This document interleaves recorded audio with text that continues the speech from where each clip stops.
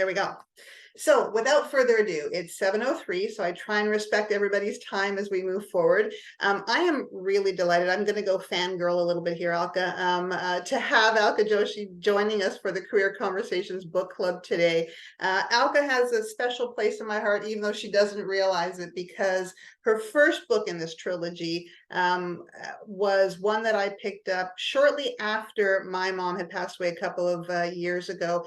And I put it aside because I just couldn't, my mind was just sort of not on things. Then I picked it up again afterwards, and just her language, her words with the relationships and the strength of the characters in that very first book hooked me. And so when I learned that there was another book, I had to get the second book. And then when I learned last year that she was always also writing her third book in this trilogy, I thought, all right, I've got to do that. And if possible, I'd like to include Alka in the Career Conversations Book Club. That was just an idea at the time.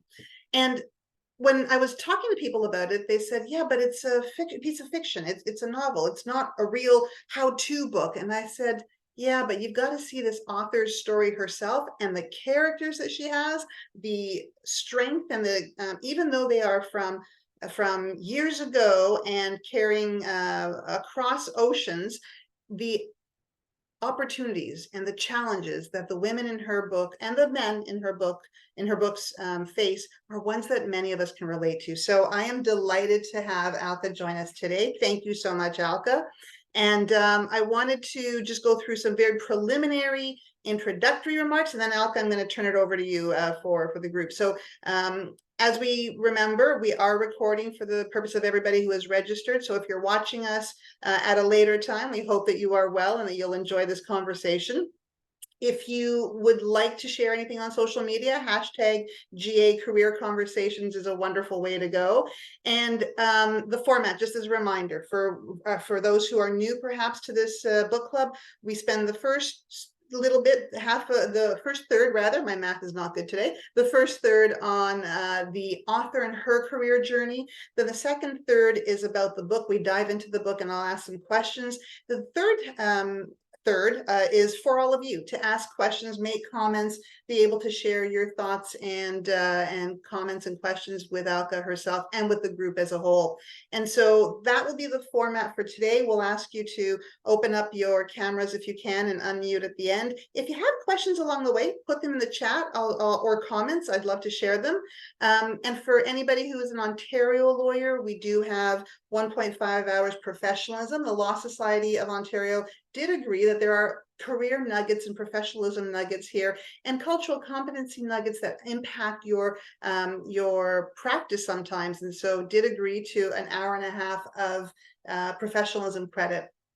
And as I've said before, for those who have joined me or for those who have seen the materials that I sent before, I hope through these conversations that we inform, that we learn together, that we have open, brave, and powerful conversations.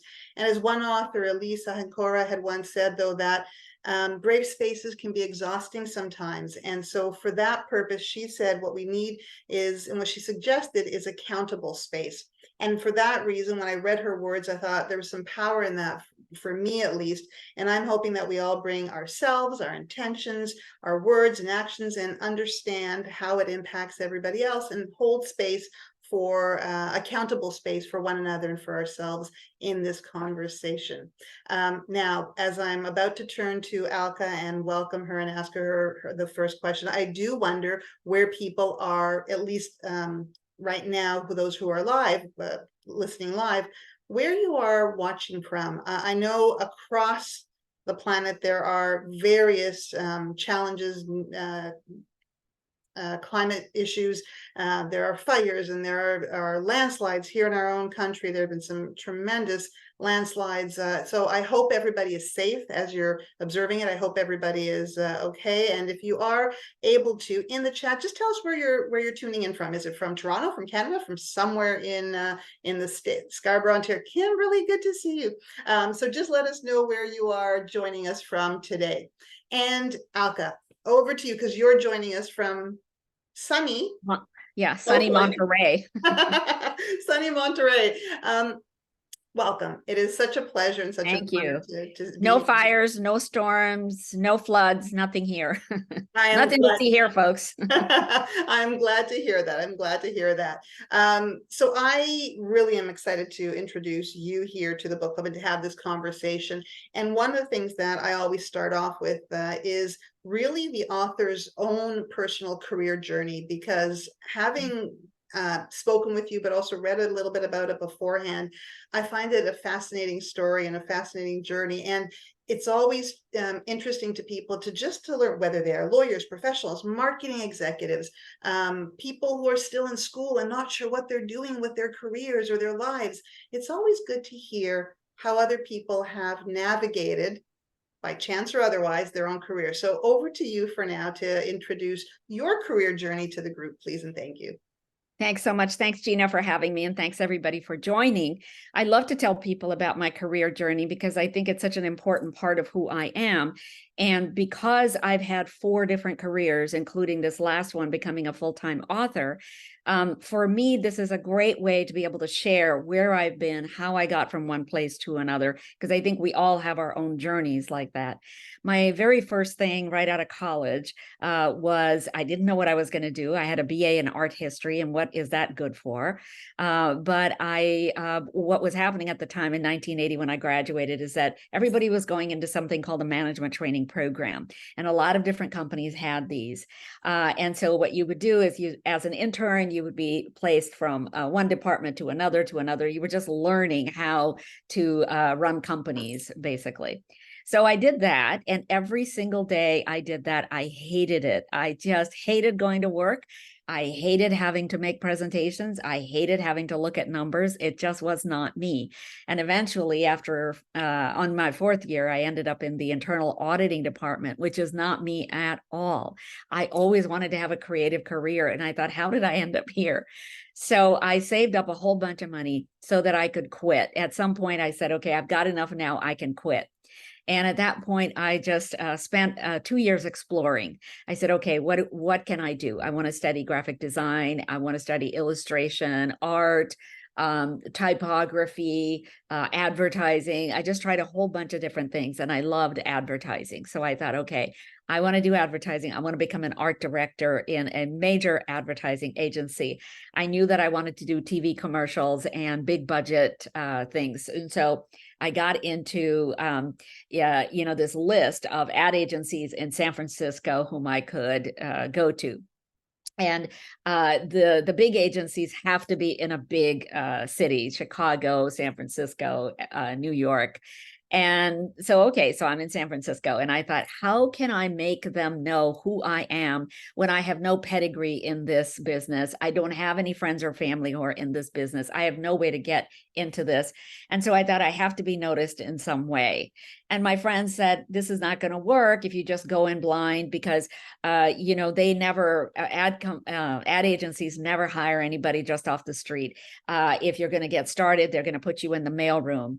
You need an advertising degree, all this kind of stuff that people told me. And I just would not accept it, because I thought, I'm smart enough. I am, I have a great education. I can present myself well. I'm going to get a job. And one of the things I did when I sent in my portfolio is I made up a letter from my older brother. And the letter said, this is my sister. Please interview her. Please try to give her a job, because she has forgotten to get married. She's forgotten to have children. And if you give her a job, then that means our family doesn't have to take care of her for the rest of her life. And it was a bold move. It was a risk, but I am all about taking risks. And it landed me 4 different interviews at ad agencies and 1 job. And the job that I was offered was as a copywriter. And I said, but I want to be an art director. They said, well, you got to take this because it's the only job we have right now. It's a junior copywriter. And you don't want to work in the mailroom, do you? And I said, no, I don't. So they said, why don't we do this? 30 days, you decide if you like us, and we will decide if we like you. So, take it or leave it. And I thought, okay, well, this is my foot in the door. And as long as I get there, I'm going to be able to show them what a great art director I'm going to be. Well, I got in and I actually realized I like this writing, commercial stuff. So I pretty soon, right off the bat, I'm doing TV commercials and radio commercials and big print campaigns. I actually had never expected to be thrown in like that so quickly. And I think that after about 8, 10 years of doing things like that, I had plenty of people tell me things like, well, we'd like to be able to pay you more, but the budget is just not there. Meanwhile, the guy in the office next to me is making $20,000 more, and he doesn't work as hard as I do. I have clients who are asking me to work on their accounts, and I am not getting any raises. I am, winning awards with my work, and I am still not getting any money or kudos. And so I thought, you know what? I need to start my own agency. I don't want to put up with this anymore. So I started my own agency, and I pitch everybody I knew. All I needed were four things. I needed a computer, a fax machine, because that's what we had back in the 90s, fax machines. I needed a cell phone, and I needed I can't remember what the fourth thing, printer.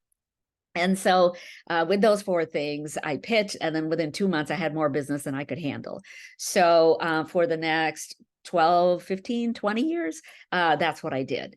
And it wasn't until the recession came along and I had to think about something else to do because so many of my clients were postponing their work and canceling altogether that I thought, hey, what is the other thing that I could do with my life? The thing that my husband keeps saying I can do, and that is to write novels. So for 2 years, why don't I enter this program? It's only a mile from my house, and it will teach me how to write a novel. And there were a couple of instructors there whom I really thought I would like to learn from. And so I made them my mentors right away. I start day one, I get to know them, and I say, I want to take classes from you only. So that was how I actually broke into this business, because one of my instructors actually sent my novel off to her agent. And every single one of my careers has been whom you know. It's always about whom you know. It's not really about what you know, but whom you know. And so every single career I've had is because of somebody I knew who helped me get there. Sometimes it was a man, sometimes it was a woman. And however they did it, they were people that I learned the most from, and I was very grateful to. So that is my trajectory in the multiple careers that I have had. I love it. I may even, in a couple of years, I was thinking, well, after my fifth book is out, maybe I'll do something else. And I was thinking real estate. Like I've always wanted to sell homes, to buy and sell homes and all of that. And I thought maybe I'll do that. That'll be my career. So you let something slip. You said after my fifth book, so that tells us that after this trilogy, we know that there's a fourth one. There's a fifth one planned as well. So we'll stay tuned for that one, Alka. Two things that you said, and for those who have just joined us, welcome this evening. We're with Alka Joshi talking about the Perfumist of Paris. Right now, we're talking about her career. Two things that you said that really resonated. Number one, you mentioned that you've always taken risks. And I want to know where that came from. Were you really always a risk taker, or was it I hear people talking about calculated risks. How does that feel, or how does that actually play out for you in terms of taking risks? Well, it's funny. I never thought of myself as a risk taker, but my father, first of all, he was born in a village in India. And for him to have, gotten all that education and climbed up from the village to another town, and then a bigger town, and then a bigger city, and finally to apply in the United States and get his PhD, here, and then, raising all of us and making sure that we all ended up in Ivy League schools. He's a risk taker. I mean, that took a lot of risks for him to get from one place to another. And I think that is just became, in my mind, a way that you could conduct your life, that you didn't have to be scared to do something else. You could just do that, keep catapulting from one thing to another, and learning along the way each thing that could help you with the next thing that you wanted to do. So I think I inherited my risk-taking ability from my dad, and both my brothers did too. Wow, and inherited and maybe saw as a role model, right? You were able to actually observe the way that your dad followed his dreams perhaps, or just took the chances, and that things had a way of working out, and the resilience that comes with things when they don't work out potentially. So that's really important. You talked about it's who you know more than what you know. We in the work that I've done, I see a number of people on here, a former colleague, a couple of students. We always talk about networking, sort of the other equivalent of who you know. And people feel like it's sometimes something that they should not be doing, or they can't do, or that they don't want to do. I'm too busy, I'm too tired, I don't like having to schmooze. I don't think that's what you mean, but I wondered if you can sort of speak about how you got to Yeah. know the people that you knew. I hate networking. So I hate the idea of going into a room filled with strangers and then somehow starting to, start up a conversation with somebody and then lead to another person, lead to another person. But one thing I found about networking is that I only needed to talk to one person every place I went. Mhm. And I would look for the most interesting looking person, and I'm more comfortable starting up conversations with women. So I would look for women who looked interesting, who were wearing something interesting, who looked like they knew what they were talking about. Maybe they were the speaker for that evening, and I could go and start a conversation with them. So I always looked for somebody like that. And if I could just have that one good conversation at every event that I went to, I felt like I had succeeded. That's all I needed, because that one person can help you connect to 5 other people usually. And then, you have to help them too. So it's always a two-way street. You can't just be going to networking thinking, I need to do X and I need to find these 5 people who can help me. No, it's I need to meet the most interesting person in this room, and let me see if we can be mutually helpful to one another. So that's how I feel about networking. Mhm. And I don't think for me it was such a group activity. But for example, when I got my first job, it was just posted, at the Stanford bulletin board. It was just posted all these different jobs that you could apply for. So I really didn't know anybody when I, interviewed for my first set of jobs. And then let's see, after that, with the ad agencies, once again, I didn't know anybody in the ad world. I did talk to some people who were peripherally associated and just asked them, what do people do, and how do they get there? And they were the ones who said, you got to start in the mailroom and have an advertising degree. And I thought, I'm not listening to that. Um, and then let's see, having my own business. Now, that did require a lot of networking, because those were people that I had gotten to know as I was working in advertising. So, you meet people all along the way and you get to know who you like and who you want to work with. And then, of course, I had friends by the time that I did that. I think I was 33 or 34 when I started my own agency. By then, I had friends who were in marketing already in different companies, and I could go to them and say, can I pitch you about, doing some work for you? And then, of course, with the literary career, it was the 2 instructors. I think maybe 3 or 4 instructors also, whom I respected, whose work I respected, and I wanted to get to know them and have them, know about me and what I wanted to write about. I appreciate that. And I think it's important just to keep that in mind as you move forward in your career and in your life, because the who you know may very well be impacted and impact your career, but it could be somebody in your personal life as well who then might have an impact on a career decision. And I appreciate Kim, sorry, you had made a comment when I asked the group, but how do they feel? Are they risk takers or risk averse? And her comment was, it depends on the situation. In her personal life, she is completely, how would she put it, surprisingly cavalier. And Kim, I have to talk to you separately. Going skydiving, that is something I'm longing to do, but scared out of my wits to do it. So we have to talk. However, very careful with my money. So it's interesting that in different parts of our world, we'll take risks or not, depending on whatever else is motivating us at that time. One of the things, Alka, as you've described your career, and you've sort of alluded to it, but one of my favorite words in the English language is serendipity. And it's both a phrase and a comment and a word. I like the sound of it and the meaning behind it. And as a career counselor now, and as a woman who has worked with students and helping them in their careers, planning is something that I always suggest and we talk about and we think through. However, I'm also very well aware that serendipity plays such a large role in many of our careers. And it's the openness to serendipity, the openness to the possibilities that I think is critical. Has serendipity played a role in your career, or has everything really been, planned? You made the application, you got in. Tell us a little bit about that. No, it's complete serendipity. I think that, for example, leaving that first job and trying to figure out what I wanted to do with my life, so much of that depended on the courses that were available where I was living. I remember like back in the 90s and the 2000s, we weren't doing all these online classes. True. So you kind of had to rely on what was available to you where you are. And thank goodness I did that, because I ended up with a couple of teachers who really liked what I did and said, you're going to go places. So when I went into the advertising world, I had a level of confidence that they had given me in that.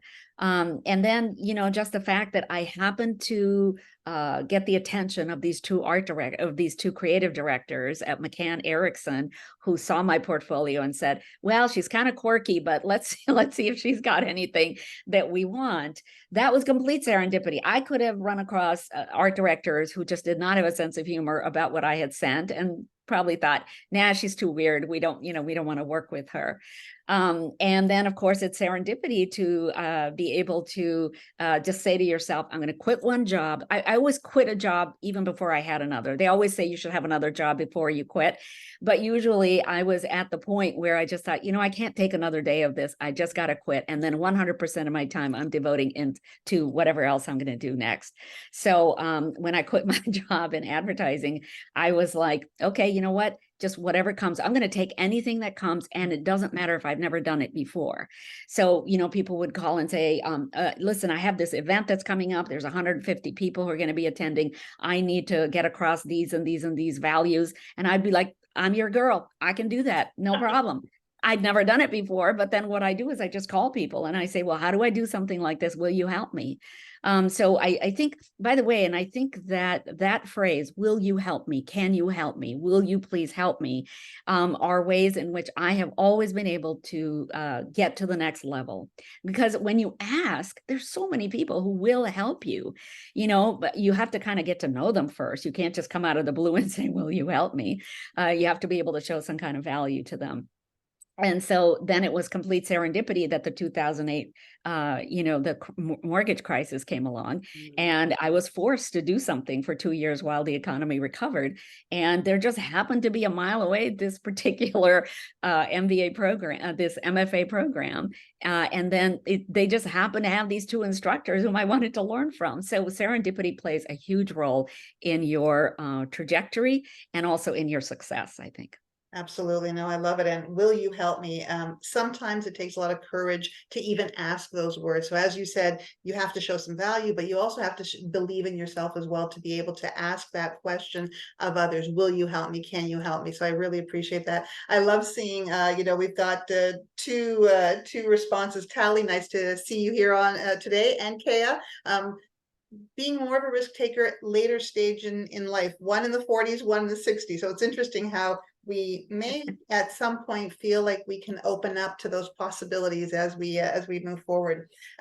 So let me just get into the book right now, because I think it's why we're all here, and I wanted to go through it. And I don't usually put stickies on my novels, but yes, this time I definitely had to. Your why.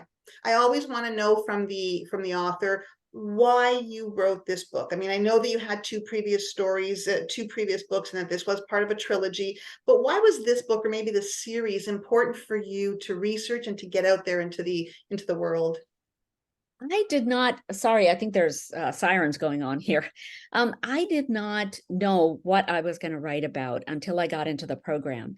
And when I was in the program, I was taking my mother back and forth to India multiple times because she wanted to go back, and she was in her 70s. And I think she was sort of like, just wanted to connect with people and families back in India. We used to, of course, live in India, and we lived in Jaipur, which is where we would always go visit. And in those trips with my mother, I realized how much she had given up, or how much of her life she had made sure I would not have. Her life had been so restricted. She did not get to complete college because her parents said, you got to come home and marry this engineer whom we have picked out for you. And she did not have a chance to say, I only want children, 3 years from now, 5 years into my marriage, whatever, the way that we can now. She just had no choice. So within 4 years, she has 3 small kids. And she did not get to go back to college and have a career. She was always at the behest of all the rest of us whom she had to take care of. But I'm her only daughter. And she always said, you are going to get to do everything that I did not get to do. So you are going to choose your college, choose your study, whatever you want to do, choose your marriage, choose whether you want to have children. And I just wanted to pay tribute to what an amazing woman she was, what an amazing mother, to, like not say, hey, you've got to be everything that I was, this is all I know. And so that's what you're going to be. She was completely the opposite, and kind of a revolutionary in that way. So I designed my very first character, Lakshmi, in the henna artist, to be in the image of my mother, but she gets to do the things my mother didn't get to do. So I had a chance to give her a fictional life where she gets to take a lot of chances and have this amazing life as a henna artist and an herbal healer. So that's what started the whole thing, is the henna artist. Then when I was writing that, it took me 10 years to bring that to publication. During that time, I went back to work after the recession and everything, but I was always continuing working on that. And from that, I had all these characters that started building and building and building. And over the course of 10 years, I had 150 extra pages that did not make it into the novel. And so I knew that the 2 characters, aside from Lakshmi, Radha, her younger sister, and Malik, her street child helper, would have these futures. And I had written out all of their futures. I knew what they were going to be doing 10 years from now, 20 years from now. So when the Perfumist of Paris came along, I knew that that would be Radha's story. It was going to complete the trilogy, because Radha, at the age of 13 in the henna artist, had had a child. And she was just being a rebellious girl, and trying not to do the kinds of things that her older sister had done, even though her older sister is successful at what she's doing. Radha just wants a whole life for herself. So she gets pregnant. She has to give up the baby for adoption. Now in the Perfumist of Paris, Radha is 32 years old, and we are in Paris in 1974. She is married to a Parisian. She has 2 little girls. She's in a very different place now. She has responsibilities, and she's also found this career that she loves. She's a perfumer. She wants to become a master perfumer, which is like the top of the level. And in order to do that, she really has to work late. She has to stay late. She has to give up some family time in order to really learn this craft. And that is where there are all these problems that are cropping up. So for me, it was important to write this book. This is not my mother's story and getting to have this fictional life where she is doing all kinds of things my mother did not get to do. Now we are in Radha's story, where she is getting to do the things she wants, but there's conflict because she has a husband who doesn't necessarily want her to take time away from the family to develop this career. She has a husband who has enough of a patriarchal streak in him that he feels that if his wife goes to work, somehow that takes away from his manlyhood or, manhood, or, maybe it says to the world that he is not enough. He can't make enough money for the family, and now his wife has to go to work. So there's a lot of that kind of tension at home. At the same time, she loves her daughter. She tries to spend as much time as she can when she comes home from work, but they have to rely on his mother, her husband's mother, quite a bit in order to take care of the girls when the 2 of them can't be there. So, I'm covering all those aspects of women who are torn between family and career and how much time they are spending on both. I'm also covering the whole idea of support, how women need support in order to be able to do all of the things that they want to do, so that we don't say you can only be in the home, or you can only be at work, or you can only have a marriage and nothing else. So it was important for me to write this particular book.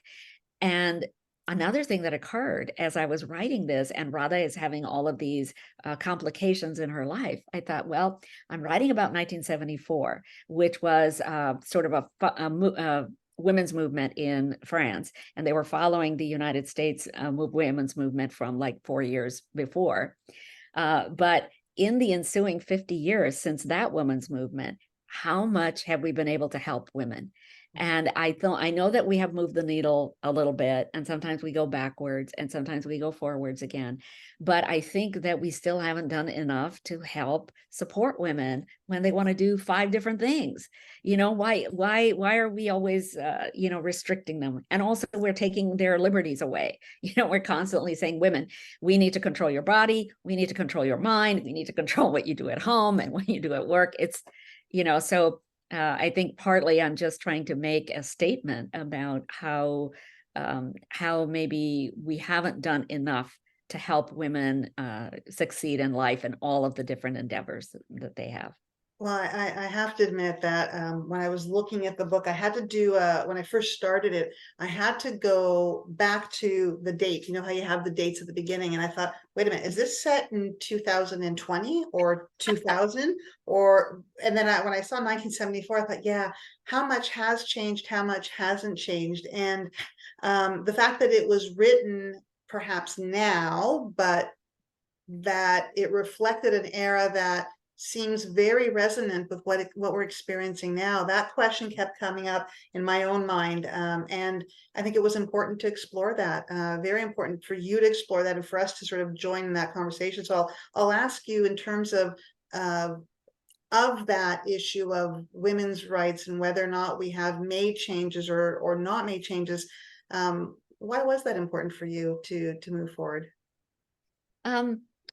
Well, I think that I've experienced my own issues with the patriarchy Mhm. and with not being recognized for what I'm doing and people trying to hold me back.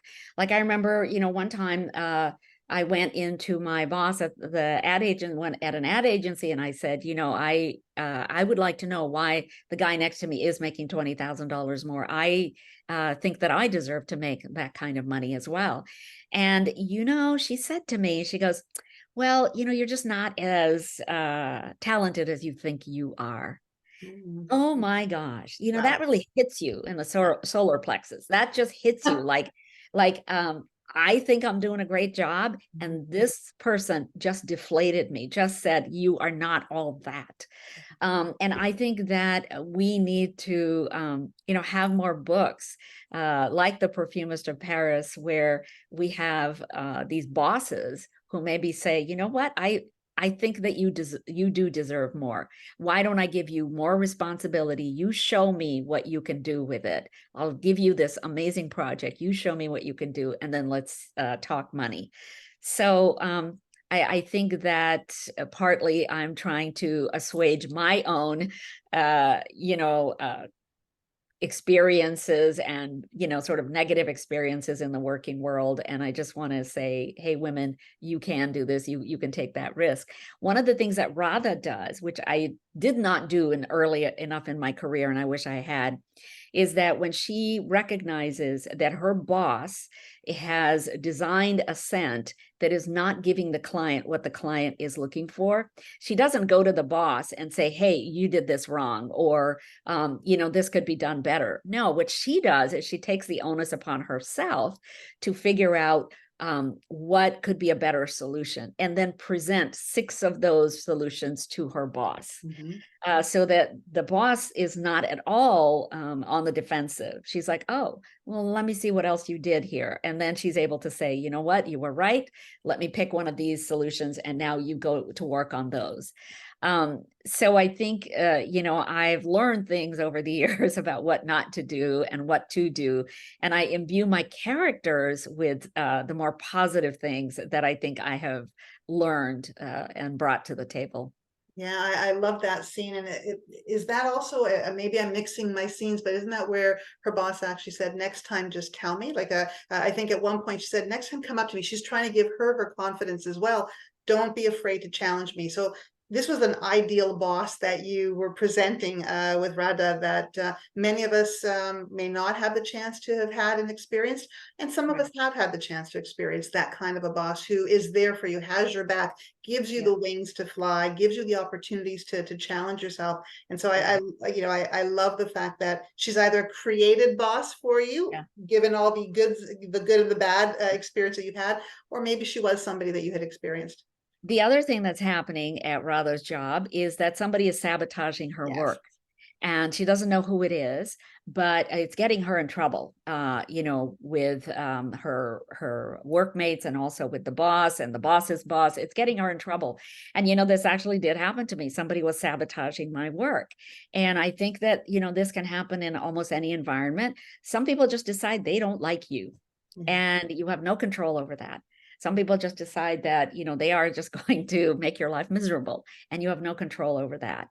And what Radha eventually, does is she just works harder. She just works harder and harder and harder to make up for the fact that somebody is sort of diluting her work so that it's not exactly what she wants it to be.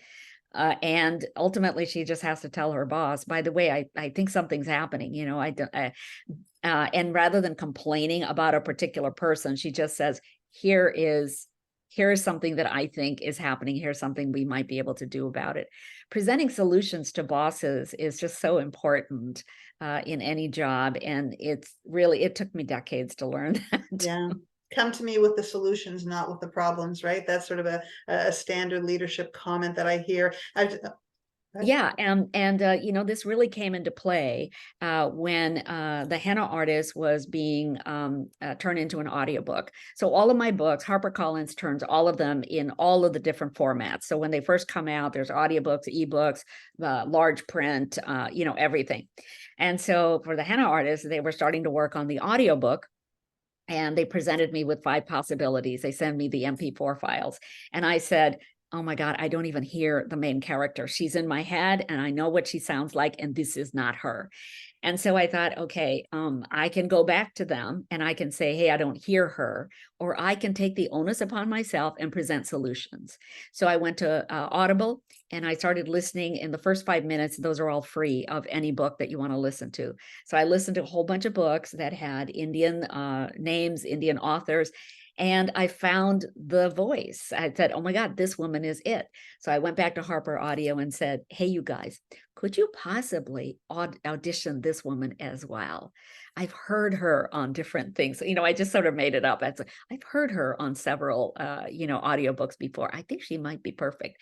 So, then I didn't want them to think I was a diva. And so I really had to present it in a way that said, here's a solution for us. And, that woman is the one that we ended up going with. And she took us to the top of the New York Times bestseller audio list. So that was really sort of a putting a practice that I had learned in business, putting it into play in my life as an author. I love it. I love the suggestion and the comment. And I haven't heard the audiobook. Now I want to go back and listen to hear Lakshmi's voice in my mind as well. I put a question in the chat because we were talking about leadership and how important leaders are to our career. So if anybody wants to comment, I've got the question out there. Curious, before we go to the next question, I know you and I didn't talk about this. Did your mom ever get to meet or read Lakshmi or Radha herself? I'm just curious if she was able to. Well, when I was working on this novel, on our multiple trips in India, I would read to her different sections that I had completed, different scenes. Mhm. And she would say, honey, this is really good. You have to keep going. You have to keep going. But my mother died after I got my MFA degree. And she did not get to see any of this published. It would be another 8 years before The Henna Artist was published after she died. But it was interesting. I was doing a keynote in Santa Fe at this big literary conference, and a woman came up to me afterwards and she said, I hope you don't think I'm crazy, but while you were up there talking, I saw your mother standing 6 feet behind you. And she had this gold sari on, and she was just beaming with pride. And she said, I hope that is an experience you had with your mother. And I thought, I didn't get to have that with the book, but I believe that she is there. Yeah. And I didn't realize this, Gina, but what I have done with this trilogy is to be able to immortalize my mother in a way that she could never have been immortalized in real life. Like the recognition that she has now is far greater than the recognition she had in her lifetime. And I just can't be more pleased And about. she would be so pleased, I am sure, as well. I wanted to, there were two parts as I read them, and I had to yellow sticky them to get the differentiation, but there were two parts that in the work that I do really are meaningful. A lot of it was, but the two that it resonated, career advice that Lakshmi's giving to Radha. It's a Lakshmi, it is Lakshmi both times. And whenever I saw Gigi, I was always thrown when I saw Gigi. So at one point she says, Radha, I don't always know what I'm doing. I try something. If it doesn't work, I try something else. None of us is perfect, are we? But we have to keep trying to be our best selves. You are on your way to the top. You'll make some missteps, but that's normal. Thank you for doing that. That's normal. Mostly you're going to do things you didn't even know you were capable of. I had to pause to say thank you because people are afraid of making mistakes and missteps. And so the fact that I saw that there, I thought, thank you to somebody else for recognizing that in an individual. And then the other part that just, it was just a really moving commentary that she made to her, you have found gold, when they were talking about her career and something that she really enjoyed. That thing that you want to do that compels you to get up in the morning and keep getting better and better at. There's nothing like that feeling, is there? And for some of us, sometimes we find it once. For some of us, we find it 4 times. But those pieces of nuggets, as there are many of the nuggets sprinkled throughout the book, are those your nuggets? Are they Yes. these? Okay. Yes, they are things that I have learned. And I don't know why we all go into work thinking, I'm never going to make a mistake. Like, how is it that we don't think that? I remember reading years and years and years ago that a really good batting average in baseball is 0.33, right? So 1 out of 3 you might hit. And I thought, why is it that we go to work thinking it has to be 100%? That's not even what a pro baseball player can do. So we're going to make a lot of mistakes. And I wish that I had known that when I first started working, because I would feel so bad when I made a mistake. I would feel like, oh my God, I'm the worst person on the planet. Why aren't I smart? Why can't I make it work? And we just all have to relax. We just all have to give ourselves a break and just say, I'm not going to hit it out of the park every time. So The Henna Artist became a New York Times bestseller, Reese Witherspoon pick, Globe and Mail bestseller, all of these accolades. And, my other 2 books they sell really well, but they are not The Henna Artist. And, I just have to say, I can't hit it out of the park every single time. It's fine. Maybe my 4th book will be, maybe my 10th book will be just like The Henna Artist. I don't know. But I'm really proud of having completed a trilogy with all these characters.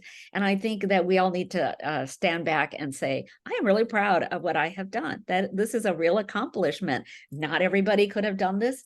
I have. I'm really proud of myself. So, that's another thing we have to do, is we have to give ourselves kudos for doing the right thing rather than focusing on the things we did not do well. And we can so easily go down that path of I didn't, I couldn't, I should have. And the itty bitty shitty committee, pardon the expression, that that group that always says you should have, could have done. And just remember, I did, I could, I was able to do this. And I think being able to acknowledge that, and sometimes acknowledge it out loud, is really, really useful. So kudos to you. And I'm glad that the Globe and Mail was part of that as well. So you've got the Canadian content in there, which was really fabulous to hear. But I know you mentioned earlier on about Radha and the personal choices and the decision that she had to make. And I just love how beautifully you exemplified Philippe and her situation and how they grew apart in a sense. And she had to make a choice, and it took a lot of courage to make that choice and overcoming fear to figure out, first of all, what it is you want, what is that you need deep down in your soul, and then to actually do it, knowing that it might cause challenges to others, her daughters, her mother-in-law, herself, her husband. Talk a little bit about, if you can, about that overcoming fear. And you talk about the risk taking, but overcoming fear to do what you feel is absolutely right. Yeah. This is so, I think it's individual for Mhm. everybody to figure out how to overcome that fear. But I think once you do it once or twice, if you overcome fear and you go into the unknown and you realize, hey, I did not get burned. I didn't lose my house. Everything is fine. And then you think, well, maybe I'll do it again. And then again and again. I think that we lose the fear of the fear as we keep doing the things that are working for us.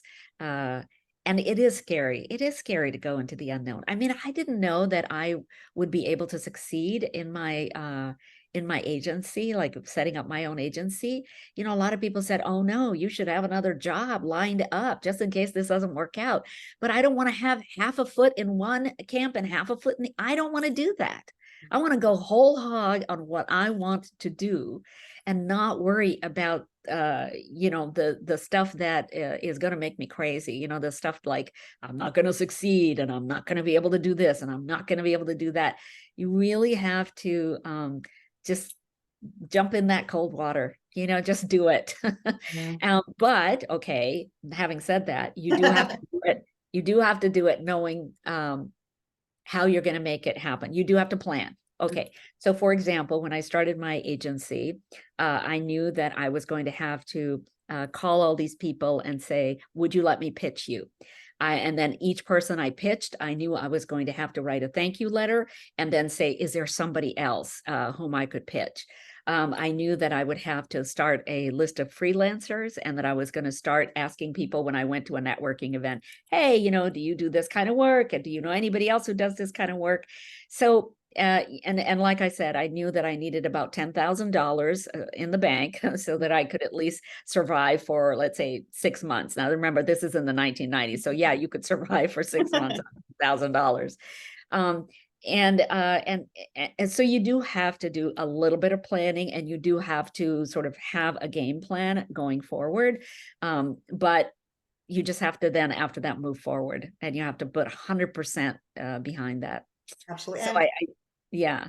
And you talked about the support. One of the real surprising twists in the book for me was when one of Radha's greatest supports turned out to be her mother-in-law, with whom she'd had a very difficult relationship up until up until Nikki came back into the picture, and she kind of knew it without Radha saying anything to her. But then also during the breakup, understanding what her son was like, what the relationship was like, and also remembering what her experience was like and bringing that forward as a woman helping another woman, whether she was her current daughter-in-law or a former daughter-in-law, really being there. That relationship really surprised me. Was there a reason why you chose to do that twist in the book?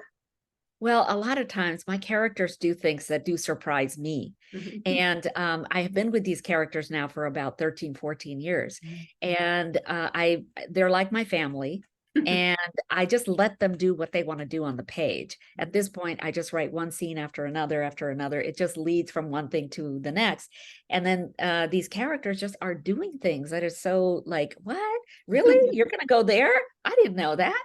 Um, and I think so much of that also comes from risk taking in my own life because these characters are taking risks. They are making hard decisions based on, what is the experience that they're having, and some of those decisions are not pleasant ones. If I'm given a choice, do you want a cup of coffee or do you want water? That's an easy choice to make. There is no risk involved in either one of those. But in daily life, we have to make some hard choices. And some of those hard choices, they're not going to be 100% happy. People around us are not going to be 100% happy with those choices. But we have to think about us. We have to think about, what is going to make us get up every morning and do the thing that we want to do and be happy about it and be excited. And sometimes making those kind of choices means you got to let go. So I love the advice that Lakshmi always gives to Radha. And now Radha is at the point where she's also learning things about maybe what to say to other people. And there is this one part that I wanted to read. Please. Um, there it is again. The idea that women lose track of ourselves, that we women lose track of ourselves. Lakshmi always said henna was a way for women to find pieces of themselves that they had mislaid. Sheila said she wanted to bring the forgotten women back to life because while their painted images were famous, they themselves were invisible. They had been discarded like candy wrappers tossed on the ground. Is that erasure of us something other people do to us, or do we women do it to ourselves? And I think that is really the crux of what I'm trying to say in The Perfumist of Paris. Making some of those choices, if we subjugate ourselves, if we make ourselves into a second-class citizen or put ourselves second when we make those hard choices, aren't we doing it to ourselves? You know, other people are doing it to us, but aren't we also erasing ourselves and our needs and our desires? So I just want to put that out there so that women do not settle for taking second place. No, I love that quote, and the story that's been created by you and shared with us around it. And I have to say, I think the fact that you created such strong female characters in Radha and Lakshmi and Matilde and Florence and Sheila and Delphina, even in the two little girls for that matter, and in her friend's mother, you know, even though there was a sad ending in terms of her, both her friend's mother and in her, well, I shouldn't say a sad ending. She went to a facility where she was taken care of, but with her friend losing track, these women are intentionally strong in their own way. And that was something that you needed to create, I think, in your mind, wasn't it? Yes, with each one of the books, I am presenting a whole, spectrum of women. There are some women who want to work outside the home. There are women who don't. There are women who want children and women who don't. There are women who, feel this urge to give back to the community and women who could care less. Mhm. So I like to present all these women at the same table because I think we all deserve a seat at the table, no matter what we are thinking, no matter what we are doing. I think there is enough room at the table for all of us. We don't all have to want the same thing. Absolutely. So it's very important for me when I write to represent women and how powerful women can be, no matter where they are sitting at that table. And we all have power. We just have to exercise it. I love that. And, you know, supporting and making room for other women at the table, I think is really, really critical as well. And that's sort of what you've done. And I loved the whole concept. Your marketing talent came out with the idea of the Invisible Women campaign, right? That must have been your marketing background just Yeah. shining straight through. I could see sort of your the way that you had already created the marketing plan for it. But I want to ask about the artists and the paintings. How did you decide which paintings to focus on? It was, you know, as you were describing their life, and I had to go and Google some of them just to, oh yeah, that was the model, that was the life of. What a Right. wonderful concept. How did you decide which models, which paintings, which artists to feature? This is so interesting because yes, my advertising and my marketing comes out in every single book, and it just sort of like happens because that's how my mind works. You know, it's always creating. So in 1974, which is when The Perfumist of Paris takes place, I was in Paris. I was 16 years old. My parents took me there for the first time. And I remember going to the Jeu de Paume Museum and seeing all the Impressionists and seeing that painting in particular, and it made an impression on me. That's how this came about. And that's why the year that the book takes place is 1974, because I remember Paris so well during that time period. So once I realized, oh, that is a painting that could become the focus of a perfume brand, because the woman in that painting was actually a significant artist of her own. And yet over time, we have forgotten about her because all we remember is Manet and we remember what the painting is called. We forget about the woman in the painting. There are so many paintings like that where the woman in the painting was important in her own right, and we have just forgotten about her. So I thought, wow, it would be great to have a campaign of, a set of scents that are called Remember Me. And each one of them is focused on a different model in a painting. I mean, you know, we have Gauguin painting all these women in Tahiti. Who were they? I'm sure they were important, you know, at some point. You know, we have Degas painting all of these ballet dancers. Any one of those ballet dancers, did they, you know, did they make it as a ballet dancer as an adult? Like, do we know anything more about them? I just think that there are so many ways in which we forget women throughout the years, and this is one way to recognize them and bring them back. I'm the educator in me is coming out because I'm hearing and seeing all these papers that are going to be written now about these forgotten women, and research being done about the models that have almost been forgotten relative to the artist or to the painting title itself. So what a wonderful path to go on, and what a wonderful, again, additional characters that you've brought out that were real, but that we had not thought of from that lens itself. I'm going to open it up in a moment to our participants for questions and comments. And I did ask one question in the chat: which favorite character did people have? And Kim, I like your Kimberly, I like your answer. Malik, I really do like Malik. Cheeky and makes me laugh, and Lakshmi because I can see my granny in her. And I think each person resonates with somebody. I have to say, you even give a character to the parrot. Even that character, if we can call it, has his own, I think it is a he, cheekiness to Yes. himself as well. So let me just ask you this: there's so many different career aspects, and one of the things as an author that you need to do is research, for it Yes. to come out so authentically, so accurately, so for us to connect. What's the process for you as an author to do your research so that we can be left with this wonderful story, especially in Yeah. this with the Perfumist of Paris? Well, let me just tell you that, you know, my father taught at the University of Calgary for 23 years. I did not know that. Yeah, yeah. So, you know, so I have been all over Canada. But the thing about him is that because he is a professor of engineering, he has spent a lot of time doing research, and his research is applied research. He actually goes to the site, and he does a lot of the research on site, talks to people, you know, does his analyses and so on. And that's what I do when I write. Also, I have to go to the places I'm writing about in order to understand what it feels like, what it smells like, what it tastes like. You know, the people that are walking around, I need to describe them. I need to describe their clothing. And so that's what I do. So for the Perfumist of Paris, I had to go and talk to perfumers because I know nothing about perfume. But I had decided that that was Radha's career, so I had to learn about it. You know, if I just made it up, a lot of people would say, hey, this doesn't feel real.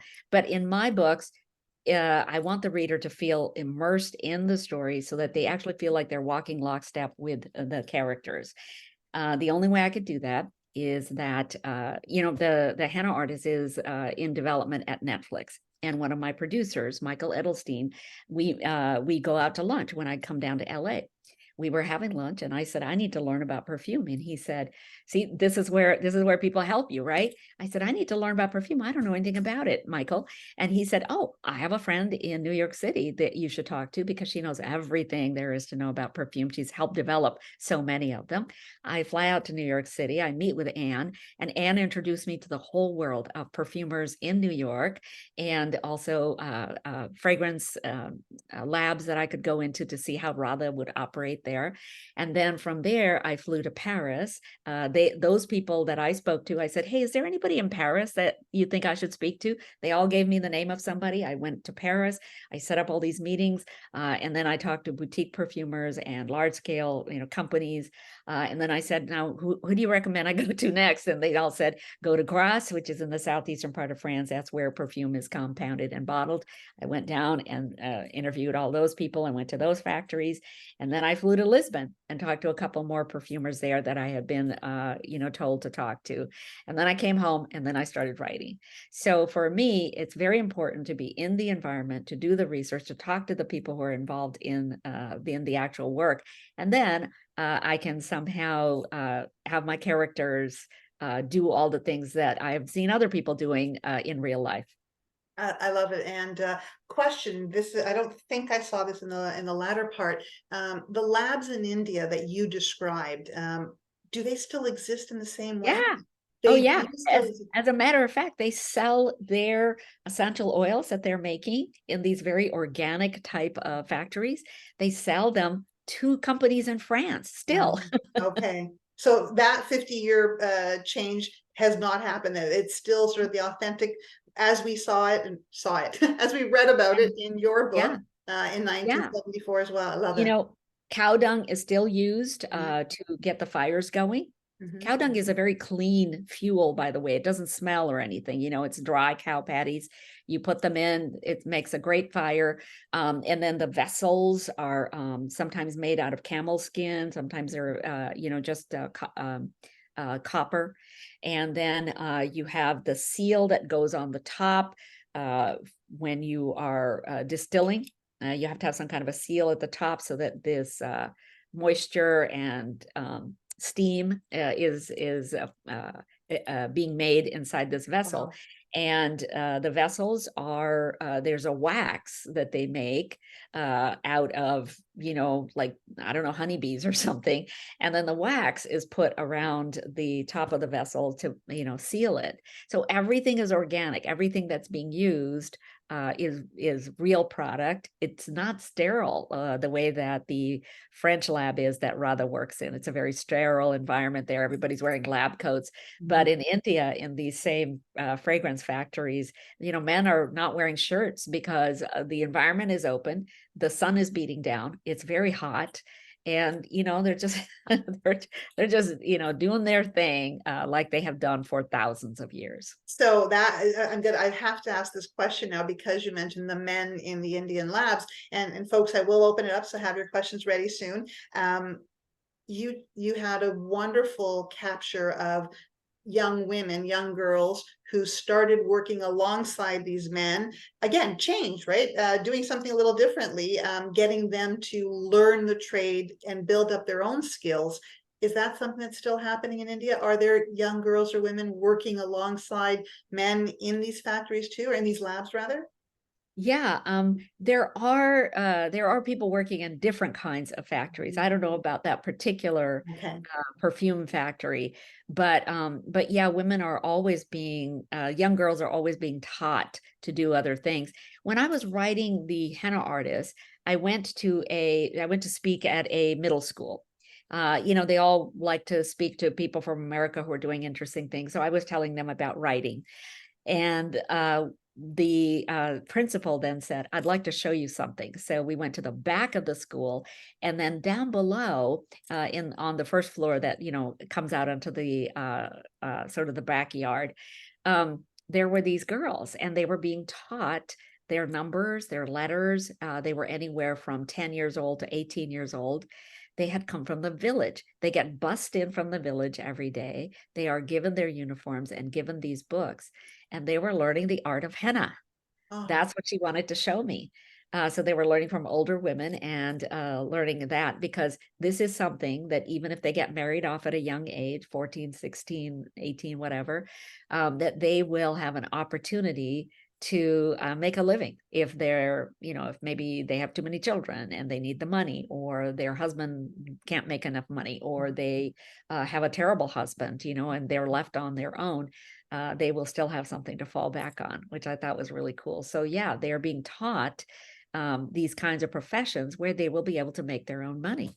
how empowering, how very empowering. Let me pause, Alka, to ask if participants want to unmute, take their cameras off and join us in the conversation. If you have a question, if you could use where is it, that little hand button at the bottom to raise your hand, that way we can try and take you in order, but please feel free to join. I have many questions to ask Alka, but let's just give our participants a chance to. Yeah, please feel free to ask me anything you want. You can even ask me about writing, the writing process. I love sharing all that stuff because people shared stuff with me, right? When I was learning to write, people were so um, uh, generous and giving with their information. And I love sharing whatever it is I've learned. I'm happy to share with you. I know you're not gonna write the same book I will, but maybe you will write another book that uses all of those principles. Hey, how are you? Yeah. Hi. I Hi. really enjoyed the book. Being Indian myself and traveling around India, and it really brought a lot of memories back. So it was really nice. And a silly question, I enjoyed the audiobook, and I wanted to know how you pick people to read. Do you pick them yourself as the Yes. author? Yes. Most authors do not. But like I said, I set a precedent with the henna artists when they gave me those 5 audition tapes, and I didn't hear my protagonist's voice. And then I picked my own protagonist, basically, her voice. And ever since then, they are just like, okay, Alka, who do you want? Who do you want to have narrate this book? And I picked the same narrator for the Perfumist of Paris as I did for the henna artist, because she is such a good actress, and because I have so many French words in the Perfumist, French and Hindi words, and she knows how to pronounce both of them, and that's hard to find in a narrator. So she's just wonderful. We spend time on the phone. She goes over all the different characters and how I want them to be portrayed. Are they sad? Are they lively? Are they, sort of, snooty, whatever it is. And then we go over all of the words in the glossary and how I want them pronounced, because the Hindi words, as you know, are pronounced differently from the south to the north. Like, I didn't even realize this when I first started writing. In our family, we always say subji, and I didn't realize that there are other Indians who say subzi. And I was just like, what is that? So she is from another part of India, and her accent on different words is different. So she just wants to know how I would pronounce it, and that's, we move forward from there. She's amazing. I'm so glad you listened to the audiobook, because a lot of people, they don't have the time to sit and read, and the audiobook just gives you all this sort of richness, in how people are speaking and the tone that they are using, that you don't get in the book itself. Well, I'm looking forward to the film of the henna artist. That should be a lot of fun. Thank you. Thanks so Thank much. you. And Kaya, just a shout out, I've got to ask you, is that by any chance, because she's a wonderful photographer, is that one of your photos in the background? Yep, from our harbor. So, That's Alka, you'll have to come up and see our lovely Toronto harbor sometime. Oh my goodness, that would be wonderful. I thought so. Kaya has a wonderful artistic mind and hand and eye. So thanks for joining us, Kaya. I think I saw Kimberly next. Kimberly, how are you? Join us. Hi, Kimberly. Hello. Um, I devoured your books in probably about a week. Oh, That's pretty typical of me, but I read The Perfume of Paris. I did the audiobook. I started with the audiobook, and then I picked up the actual book for the henna artist because I just wanted to see how the words were spelled. And you could already hear the voice in your head from some of the characters. Have you ever thought about doing a fourth book in this series? Yeah, a lot of people have asked me to do a 4th book in the series, but it's like, when I did the Perfumist, I thought, okay, I'm done. Maybe for the 5th book, I might do something with the characters. A lot of people want me to talk about Nicky, like give him a book himself. He's 17 years old in the Perfumist of Paris, and he's had kind of an interesting life, learning that, oh, he was adopted as he got older. So that would be an interesting thing to think about. I also think that the courtesans of Agra are very interesting, and I might focus on them in another book where, some of the main characters, Hazi and Nazreen, and sort of how they got into that business, would be Oh, very, that would be interesting. yeah. I like them. yeah, yeah. They were fun. They were Yeah, right. yeah, and researching them was really interesting for me, because I had no idea that the courtesans helped finance India's right for independence in the 1800s, and then once again in the 1900s, and that we owe them a debt. We really do, as a nation, and I think that that should not go unnoticed. Thanks, Kim. That's a great question. And the fourth book, I heard you say fourth and fifth, so that's interesting. And I do, Karen Trevelay joined us and said the daughters, maybe it'd be so interesting in our minds now. There's so much, right? What are those daughters going to do? One's returning back to India, one is staying in Paris. What do they do when they grow up in the next generation? So you've piqued our curiosity with these amazing characters. Tali, let's see. It's good to see you again. How are you? Hi, Tally. Hi, thank you for doing this. So I just wanted to say I listened to all three on an audio as Wow. audiobooks because I'm now a mom of two, and I had to, it's just like my eyes are just too tired after a Yeah. point. But it was great, and I also didn't know how I would feel with audiobooks because you can just like like the being transported part of it, and feeling like, but it was great. And I think a part of that was the narrator, I think, definitely. And I just wanted to say, like, I think I'm in my 40s, and I think I spent a big chunk of my life in North America sort of resonating with books that represent like South Asian characters and South Asian authors, because we didn't really see that representation in like film or TV or No, anywhere. So I certainly didn't growing up. Okay, yeah. go on. Yeah, so books were definitely that. And what I feel that even though your characters starting off with henna artists were based in India, the themes kind of resonated across, which I think was just done so brilliantly, which I didn't feel necessarily in other books where the characters are just based in India and the themes are sort of, you can't relate to all of it, but some of it. But this, I just consistently felt like throughout I could. So I just wanted to note that. And I think the other part that resonated with me is, like all my life, I'm like, okay, maybe at some point I'll write a book, some point I'll write a novel. And now that I'm in my 40s, I'm like, where is that point? When is that going to happen? How is that going to happen? But to hear that you did that, after a full career of everything else, I think is just so inspiring. So Yeah. it's not a question, more just, observations. And yeah, thank you. Thank you. Those are wonderful observations. And I thank you so much. I think that I could not have written these books in my 20s, 30s, or 40s. I just couldn't. I didn't have enough life experience. I didn't understand all of the mistakes that I have made and what I could learn from them until then. I also could not have written these characters as flawed as they are, because in real life, we are flawed. And I think there was a long period in which I didn't want to admit that. I didn't want to admit that we're all flawed. I wanted to have that kind of fairy tale Barbie thing where everybody's beautiful, and you have to have this kind of house, and you have to have this kind of car, and then everything's just rosy.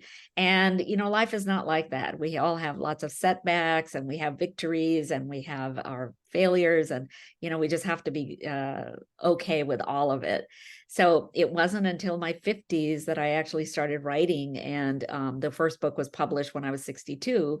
And I think that there is more life ahead of you than you think. That's a really great comment. Tali, sorry, go ahead. No, that's amazing. Thank you. Good to see you, Tali. And Alka, I'm just wondering, as you said that to Tali, whether or not is there something that you were doing in your previous career that prepared you for this, or did it all just prepare you for it? Like the writing that you did in your professional work in marketing, the creative element, did all those help, or unintentionally or intentionally?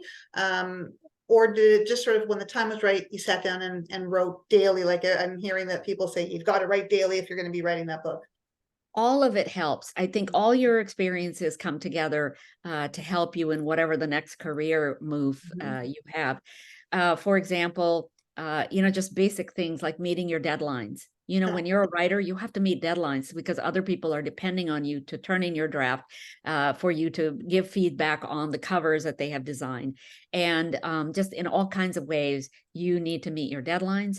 You need to be responsive to people. I never let 3 or 4 days go by before answering whatever it is. I have all of these flags that I put on the emails that I get to say, okay, this has to be responded to in a day, in 3 days, in 4 days. And I make a lot of lists of things that I still need to do. I think that is super important, so we don't forget. Sending out thank you notes, that's a big one. And what else did I learn? I learned how to make presentations. So I'm able to talk to you today because I am never nervous making a presentation. I have had decades of making presentations to clients, and it makes it so easy now for me to just go ahead and talk like that. One of the things I learned in making presentations is how much of yourself you need to put into the presentation, instead of trying to sound just like your boss or sound just like somebody whom you learned how to make presentations from.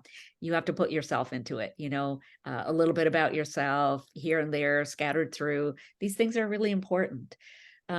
What else did I learn? I learned in my advertising days, I learned how to write commercials very quickly. And I learned that the first idea you have is not the best idea. So you have to try 20 more ideas before you can say, you know what, these are the 3 best ones. Let me see if I can refine them further from here. That is just like writing, because in writing, you have revision, revision, revision, revision. And my books take anywhere from 15 to 30 revisions. Wow. And I think that it's really important to tell people that, because I think sometimes they think, oh, you just write a book, you sit down, you write a book, and then you turn it in. No, no, no, no. You have many editors, and those editors will tell you, you need to change this, you need to cut that out, you need to work more on this character, oh, eliminate all this stuff. And you have to be ready and willing to say, okay, let me try it that way, instead of, no, I don't make changes. No, no, I'm perfect. And take the feedback. I as you started talking about the things that you'd learned in your previous career, and Shauna and Dilys, I will come to you really quickly, but for those who, Kaya and I worked at the LPP, she still works at the law practice program, program for future lawyers. A couple of people, Tally and Kim, were in the program and had gone through it. But as you were talking, I hope, Tally and Kim, you don't mind my saying, but I'm sure you were probably shaking your head, because we used to stress the facts of deadlines. It's important to meet your deadlines. You've got to meet your responsibilities. You've got to be able to, the comments that you made, be responsive and respond to people. The communications that you have with clients, with other colleagues, is really critical. The research that you talked about doing earlier, it's a type of research, whether it's applied or otherwise, being able to dig into it. And the last one that you just mentioned in terms of edits, we've often said, don't think that your first draft of anything is going to be the greatest piece of work. Keep working at it and get the feedback from others that you need. So all of a sudden I just found myself, and with Kaya and others, talking to the candidates and the students of the program, because it all matters. It all matters in this career, in the next career, and the one after that. So thank you for that. Shauna, thank you for your patience. Come on, join us, and please speak with Alka. Hi there, everybody. Hi, Gina, and hi, Alka. Very happy to be here. You'll be surprised to know that I also have a book club that I started, and a couple of my colleagues are also on it. It was one of those colleagues that allowed us to be here today, because we did read Henna Artist as one of our books. Wonderful. Was it? I think it was last year. So this is it's an honor and a privilege to meet you, Alka. And Thank yeah, I thought you. you should know that, yes, we picked your book, and it was a joy to read. And we are going to read the second one. Like we just ordered our book, so we're about to read the second one. So we didn't get to the third yet, but we certainly will. Thank you, Shauna. This is so wonderful to hear. Yeah, Yeah. each one of my books is standalone, so you could actually just read that book, and you would be fine, and you don't have to read them in order. But it is a rich experience to be able to read them the way that you guys are reading them. Shauna, And Shauna, you bring up a really good point, which is, I love speaking to groups. So right now I'm speaking to Gina's career conversations. But if you guys have a book club and you want me to zoom in with you, I'm more than happy to do that. It gives me a lot of energy to talk to readers. I have spoken to a lot of people say, will you speak to my alumni group, or will you speak to my kids at my school? Will you speak to my college? And I'm more than happy to do any of that kind of stuff. So please, get a hold of me, and Gina can tell you how to get a hold of me. I'm more than happy to do it. And Canadians, by the way, Canadians read more books than Americans do. Canadians read deeper. Americans, may read at this level, but Canadians go way down deep, and they actually like to talk about the books, which is great. Yes, and you don't have to offer twice. We say yes. we say yes. We will take you as soon as, maybe when we finish our next book, and happy to get that information from Gina.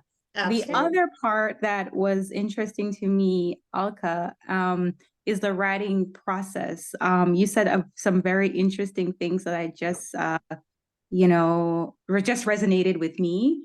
I feel inspired listening to you talk about your journey, and when you chose to become a writer. And it's something that you felt in your heart, and it didn't happen right away. And I think a colleague just mentioned that, she's in her 40s and she's thinking, well, when is it going to happen? But I love your comment that you could not have started at 40, because there's so much. And I love that, because it makes me really want to live longer so I can get this thing out of me, because I've been desiring to write a book as well. So thank you for your inspiration. This is such a privilege and honor to be here with you. Thank you, Shauna. Thank you so much. That makes me feel really good. And I'm grateful. I'm grateful to you for making that comment. Thank you for telling us, Shauna. That was really good. And I'll put the links up afterwards, and I'll also share that afterwards. And I have to say, I do want to acknowledge, when I reached out to Alka, I was a little nervous. I thought, oh my gosh, is she even going to suggest a yes or no? Maybe, who am I to ask Alka to join us?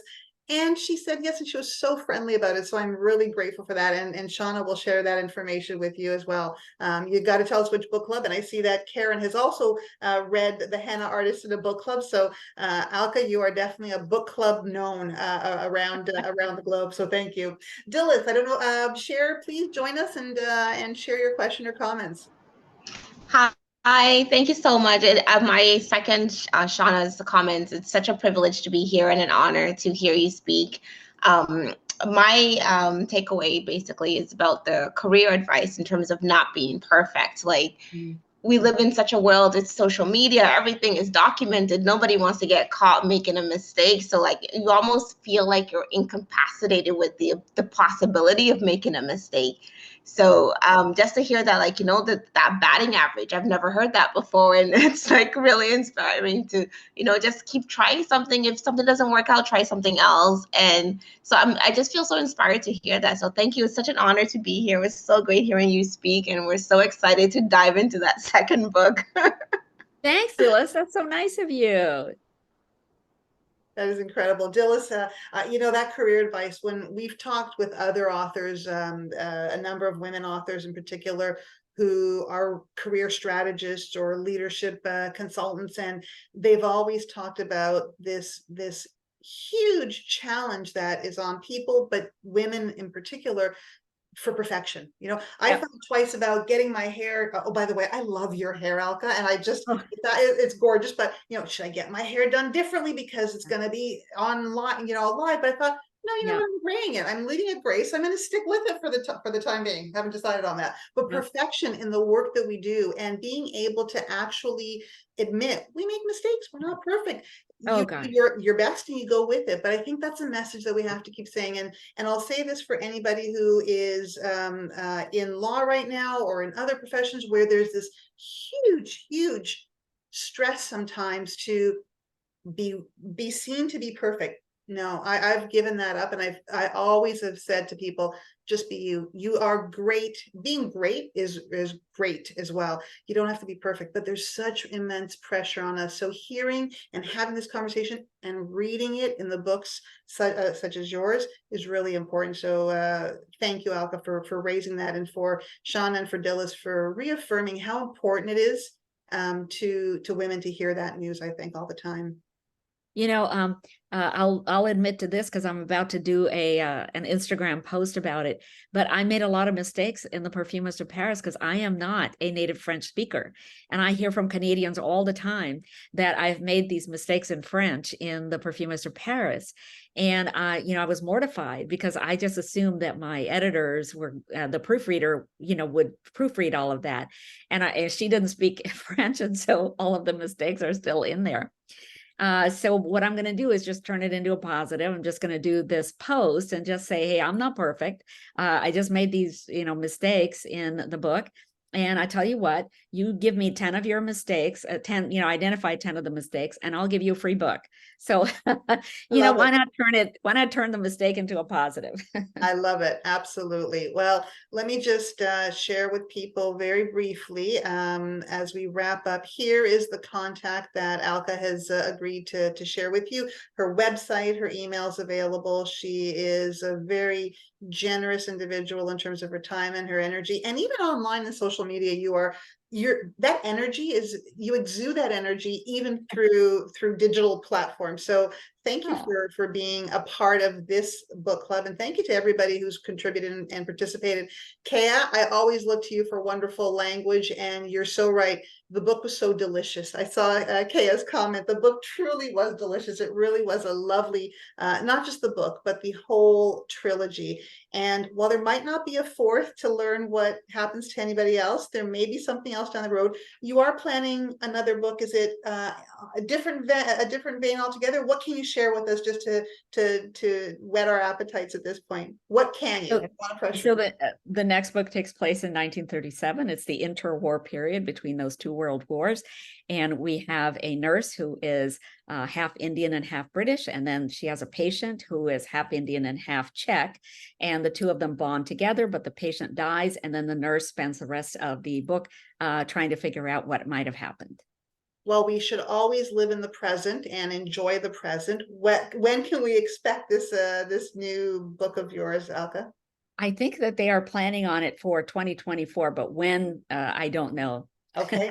Something to look forward to. But in the meantime, you've given us 3 beautiful stories with 3 beautiful covers, by the way, that are just so wonderful to engage in and to, as you saw, it resonated with so many people on so many different levels. So on my behalf, I want to thank you. Thank you to everybody for joining us. Just very briefly before we close, next career conversation is with Heidi K. Brown, who I just learned is taking on a new role at a New York, I think it's at NYU Law School. But we're going to have her on August 22nd talking about the flourishing lawyer. And there's a lot about imperfection in that book as well. So I'm looking forward to having her join us. But for the time being, Alka and everybody on, thank you so much. It was a pleasure talking about The Perfumist of Paris. My very best wishes to you, Alka, and to everybody else. Thank you. Hey, thanks. If anybody wants to come on, I will take a little screenshot of us and send it to Gina. Great idea. Want to open up your great idea. Open up your there we go. Woo, there's everybody. Woo, okay, here they are. Oh my God. And Michael was very quiet. I don't think Michael said anything. Shauna, Kimberly, are you there?